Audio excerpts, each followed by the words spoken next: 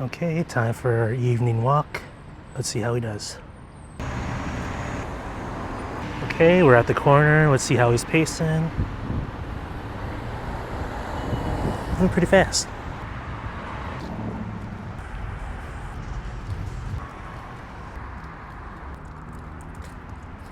At the grassy area now. His friend is here. We'll see if he barks at him.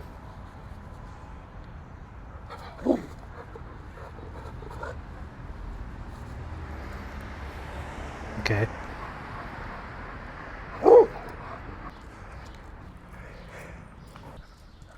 Alright, hitting the quarter-mile mark now. Pacing pretty fast. So before the shelter, he was actually found on the streets as a stray. My theory is that he was probably in a home before and probably abandoned on the street because he was really comfortable when I brought him in a home. Pooping.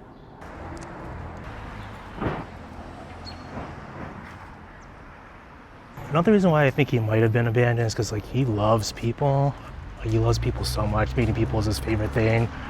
So I'm guessing someone just abandoned him, and that's where his separation anxiety started from.